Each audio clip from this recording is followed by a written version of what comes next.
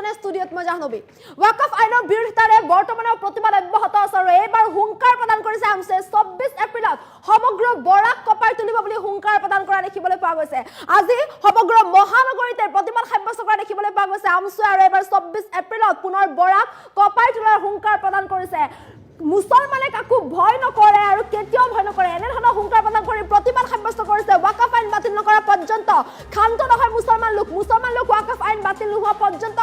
শান্ত নহয় চৰকাৰে যিমান চেষ্টা কৰিলেও মুছলমানক ৰুধিব নোৱাৰে চৰকাৰে যিমানেই চেষ্টা নকৰক কিয় কিন্তু মুছলমানক কোনো কাৰণতে ৰুধিব নোৱাৰিব এই আন্দোলন শেষ কৰিব নোৱাৰিব মুছলমানৰ স্পষ্ট বাৰ্তা ওয়াকফ আইনৰ বিৰুদ্ধে আন্দোলন আৰু অধিক তীব্ৰতৰ হ'ব আজি যিবোৰ জিলাত আমাক বাধা প্ৰদান কৰিছিল সেই সমূহ জিলাত প্ৰতিবাদ হ'ব যিবোৰ জিলাত প্ৰতিবাদকাৰীক বাধা প্ৰদান কৰা হৈছে সেই জিলাতো প্ৰতিবাদ সাব্যস্ত কৰিব 24 এপ্ৰিলত সমগ্ৰ বৰাক কপাই তোলা হ'ব বুলি এক প্ৰকাৰ হুংকাৰ প্ৰদান কৰা দেখিবলৈ পোৱা গৈছে এতিয়া আমছে প্ৰশাসনলৈ তীব্ৰ প্ৰত্যাহ্বান জনাইছে আমছে প্ৰশাসনলৈ এতিয়া প্ৰত্যাহ্বান জনাইছে আজি মহানগৰী কপাই তুলিছে আমছে প্ৰতিবাদেৰে ধুবুৰীত মুছলমানক অত্যাচাৰ কৰা হৈছিল বুলি এতিয়া অভিযোগ উত্থাপন কৰিছে আমছে তেনেস্থলত ধুবুৰীতো তীব্ৰ প্ৰতিবাদ সাব্যস্ত কৰা হ'ব বুলি এইদৰে এতিয়া দাবী উত্থাপন কৰিছে আমছে জিলাই জিলাৰ প্ৰতিবাদ অব্যাহত আছে সাহস আছে যদি আমাক ৰখাই দেখুৱাওক এতিয়া প্ৰত্যাহ্বান জনাইছে যদিহে সাহস আছে তেন্তে মুছলমানসকলক বাধা দি দেখুৱাওক মুছলমানে কেতিয়াও কালৈকো ভয় কৰা নাছিল আৰু কেতিয়াও ভয় নকৰে বুলি এইদৰে তেওঁলোকে হুংকাৰ প্ৰদান কৰিছে মুছলমানলৈ ভয় কৰি চৰকাৰে পুলিচ লগাই দিছে বুলি এইদৰে এতিয়া অভিযোগ উত্থাপন কৰিছে দাবী উত্থাপন কৰিছে এতিয়া আমছে ওয়াকফ সম্পত্তি আমাৰ সাংবিধানিক অধিকাৰ গতিকে এই অধিকাৰ মুছলমানৰ পৰা কোনেও কাঢ়ি নিব নোৱাৰিব আমাক জেলত ভৰায়ো আন্দোলন শেষ কৰিব নোৱাৰিব লাগিলে জেলত ভৰাই দিয়ক কিন্তু তাৰ পাছতো আন্দোলন শেষ কৰিব নোৱাৰিব বুলি এইদৰে হুংকাৰ প্ৰদান কৰিছে ওয়াকফ আইন বাতিল নোহোৱা পৰ্যন্ত সমগ্ৰ অসমতে প্ৰতিবাদ সাব্যস্ত কৰা হ'ব এই প্ৰতিবাদ একেদৰে অব্যাহত থাকিব বুলি এইদৰে দাবী উত্থাপন কৰা দেখিবলৈ পোৱা গৈছে প্ৰতিবাদ সাব্যস্ত কৰি এই হুংকাৰ প্ৰদান কৰিছে আমছে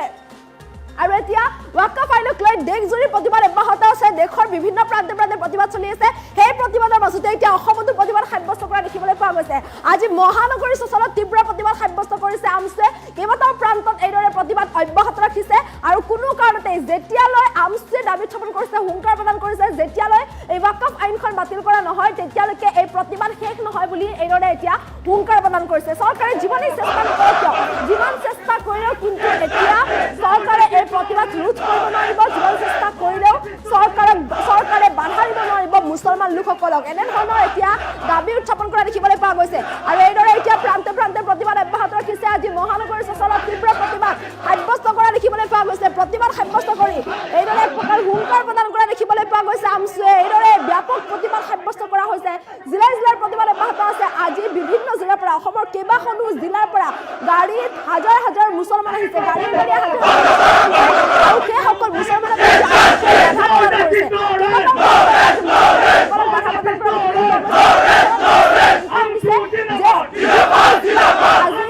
প্ৰদান কৰিছে প্ৰতিবাদ সাব্যস্ত কৰিবলৈ আহিছে হাজাৰ হাজাৰ মুছলমান কিন্তু তেনে মুছলমান লোকসকলক আধা বাটতে ৰখাই তেওঁলোকক বাধা প্ৰদান কৰা হৈছে আধা বাটতে ৰখাই আৰক্ষীয়ে বাধা প্ৰদান কৰিছে আনকি 50জনকৈ নেতাক আটকো কৰিছে আৰক্ষীয়ে ইয়াৰ মাজতে এতিয়া প্ৰতিবাদ এইদৰে অব্যাহত আছে 24 এপ্ৰিলত পুনৰ ৰাজ্য স্তব্ধ কৰিবলৈ হুংকাৰ প্ৰদান কৰিছে আমছে ওয়াকফ সম্পত্তি মুছলমানৰ সাংবিধানিক অধিকাৰ কোনেও নাইকিয়া কৰিব নোৱাৰিব এই অধিকাৰ কোনেও খৰ্ব কৰিব নোৱাৰিব মুছলমানৰ যি অধিকাৰ মুছলমানৰ যি সম্পত্তি তাত কেৱল মুছলমানৰহে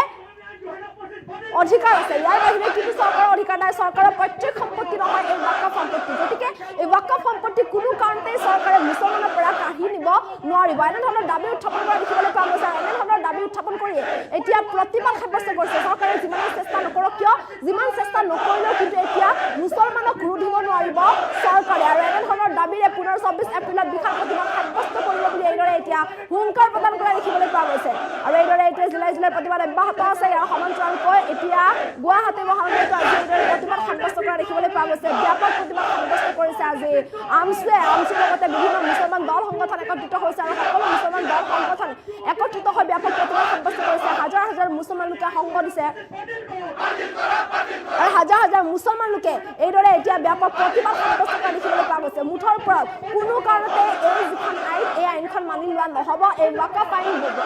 বাতিল কৰিব লাগিব যেতিয়ালৈ ওয়াকফ আইন বাতিল নকৰে তেতিয়ালৈ এই প্ৰতিবাদ অব্যাহত থাকিব চৰকাৰে যিমানেই চেষ্টা নকৰক কিয়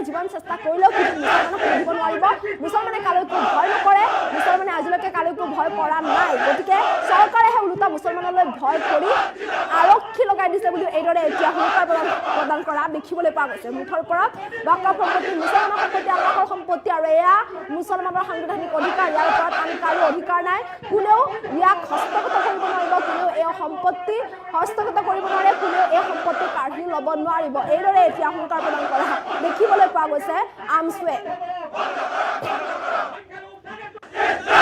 No justice, no rest! No rest, no rest! No justice, no rest! No rest, no rest! Amsu Jindabad! Jindabad, Jindabad! Amsu Jindabad! Jindabad, Jindabad! Waka Phongkurani ain Johana Posit Badil Koro! Badil Koro, Badil Koro! Waka Phongkurani ain Johana Posit Badil Koro! Badil Koro, Badil Koro! Jogo Parata Sabha Bondho Koro! Bondho Koro, Bondho Koro!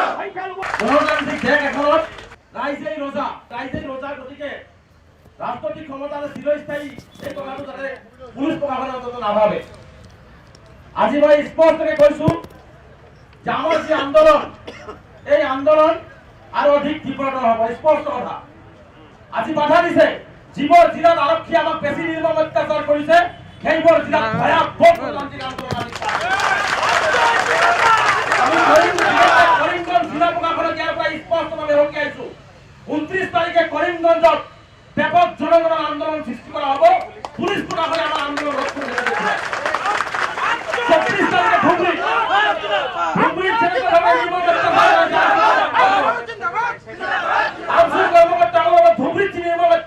Dhubri জিলা ধুবুৰী আৰক্ষীৰ জৰিয়তে 24 তাৰিখে ধুবুৰীত জিলা আৰক্ষী আয়ুক্তই যাতে ধুবুৰীত আমচুৰ আন্দোলন 24 তাৰিখে ৰখুৱাই দেখুৱাই দিয়ে 21 তাৰিখে সজাই জিলাত জিলা আৰক্ষীয়ে যি ধৰণে আমাৰ ঘৰত পুলিচ উঠাই ৰাতি নিৰ্মমভাৱে আমাৰ ল'ৰাবিলাকক খেদি ধৰিবলৈ চেষ্টা কৰিছে সজাই 21 তাৰিখে যাতে আমচুৰ আন্দোলন তেওঁলোকে ৰোধ কৰি দেখুৱাই দিয়ে আমি গণতান্ত্ৰিকভাৱে আন্দোলন কৰি আমি আৰু স্পষ্ট কথা আমি জেল যাবলৈ কেতিয়াও ভয় কৰা নাই ভৱিষ্যতৰ ভয় নকৰো এনেকুৱা জেলত আমি সদায় আদৰণি জনাম ভয়াতুৰ যাৰ কাৰণে আমচুৰ আন্দোলন তেওঁলোকে ৰোধ কৰিব বিচাৰিছে আমচুৰ আন্দোলনক ভয় কৰি পুলিচ লগাই দিছে আমচুৰ সভাপতিৰ ঘৰত পুলিচ পঠিয়াই দিছে মই কিয় বেয়া কাম কৰিছিলো কেইবাজনো জিলা সভাপতি কেইবাজনো কেন্দ্ৰীয় সতীৰ্থক এতিয়ালৈকে থানাত আবদ্ধ কৰি পাইছে এতিয়ালৈকে এৰি দিয়া হোৱা নাই বাছৰ পৰা টান টানি চুচুৰাই লমাই আছে বাক স্বাধীনতা গুৰুত্ব কৰিব নোৱাৰে এয়া আমাৰ সাংবিধানিক অধিকাৰ হিমন্ত বিশ্ব শৰ্মাই আপুনি মনত ৰখা উচিত হিটলাৰেও কিন্তু ইহুদীসকলক মাৰি শেষ কৰিব পৰা নাই আপুনি পুলিচ বেলেগে লগাই আমচুৰ ল'ৰাক জেলত ভৰায়ো আমচুৰ আন্দোলন আপুনি শেষ কৰিব নোৱাৰে এই আন্দোলন চলিছে নদীৰ সোঁত বৈছে আৰু অধিক ভয়াৱহভাৱে নদীৰ সোঁত বৈ থাকিব গতিকে স্পষ্ট এইকাৰণে কৈছো যে আজি আমাৰ আন্দোলন আৰম্ভ হৈছে আমি স্পষ্টকৈ কৈছো ৱাকফ আইন আমি নামানো এই আইন পুনৰ বিবেচনা কৰি বাতিল কৰাৰ কাৰণে আমি চৰকাৰক দাবী উত্থাপন কৰিছো আমাৰ যি কবৰস্থান থাকিব শান্তিত আমি শুই থাকিব বিচাৰিছো সেই কবৰস্থান আমাৰ পৰা কাঢ়ি ল'ব বিচৰা হৈছে ঈদগাহ আমাৰ পৰা কাঢ়ি ল'ব বিচৰা হৈছে লাখ লাখ মহিলাই ৱাকফ সম্পত্তিৰ জৰিয়তে আজি উপকৃত হৈছে চৰকাৰে আমাক কি দিছে সবকে সাথ সবকে বিকাশ সবকে বিসৰ্জন কথা কয় একই দি থকা নাই সেইখন চৰকাৰে আজি আমাৰ ৱাকফ আইনৰ ৱাকফ বোৰ্ডৰ জৰিয়তে আমাৰ মানুহখিনি লাখ লাখ মানুহ মূৰৰ ওপৰত ছাদ পাইছে পৰিয়াল পোহপাল দিছে শিক্ষা পাইছে ভৱিষ্যত আগবাঢ়ি গৈছে আৰু সেই আমাৰ সম্পত্তি আমাৰ পূৰ্বপুৰুষসকলে দিয়া সম্পত্তি তেওঁলোকে কাঢ়ি ল'ব বিচাৰিছে জিলা আয়ুক্তৰ জৰিয়তে তেওঁলোকে এই মানে আমাৰ এটা কথা ক'ব যে 10,000 মানুহ আছে ইয়াত 3 বিঘাৰ কবৰস্থান কিয় লাগে মানুহটো মানে 10-20 জন বছৰক তাৰ মানে এনেকুৱা ধৰণৰ কথাবিলাক এই আইনৰ জৰিয়তে আনিছে লাহে লাহে আমাৰ সম্পত্তিবিলাক কাঢ়ি ল'ব এটা কথা স্পষ্ট কৰি দিছো এই সম্পত্তি কোনো ভাৰত চৰকাৰ বা অসম চৰকাৰৰ পৈতৃক সম্পত্তি নহয় এই সম্পত্তি আমাৰ পূৰ্বজসকলে আমাৰ মানুহখিনিৰ অৰ্থনৈতিক উন্নয়নৰ বাবে কাৰণ আমাৰ মানুহখিনি গম পাইছে যে কোনো এখন চৰকাৰে সংখ্যালঘু সম্প্ৰদায়ৰ মানুহৰ উন্নতি নকৰে গতিকে আমাৰ সম্পত্তি যিখিনি আছে আমি এই মানুহখিনিৰ উপকাৰৰ কাৰণে দি থৈ যাওঁ গতিকে সেইকাৰণে সেই সম্পত্তিবিলাক দি থৈ গৈছিলে আৰু সেই সম্পত্তিবিলাক তেওঁলোকে কাঢ়ি ল'ব বিচাৰিছে সেই সম্পত্তি কোনো পদ্ধতিতে কাঢ়ি ল'ব দিয়া নহয় উচ্চতম ন্যায়ালয়ে ইতিমধ্যে বহুজনে কৈছে আমিও আলোচনা কৰি আছো জমিয়তে আমাৰ হিত আৰামছে আলোচনা চলাই আছে জমিয়তে ইতিমধ্যে কৈছে আমিও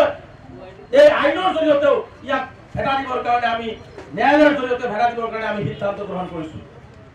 গতিকে মই স্পষ্টভাৱে কৈছো যে ৱাকফ আইন যেটো এমেন্ডমেন্ট এক্ট যেটো আনিছে এইটো সম্পূৰ্ণ বাতিল কৰিব লাগে আমাৰ অধিকাৰ আমাক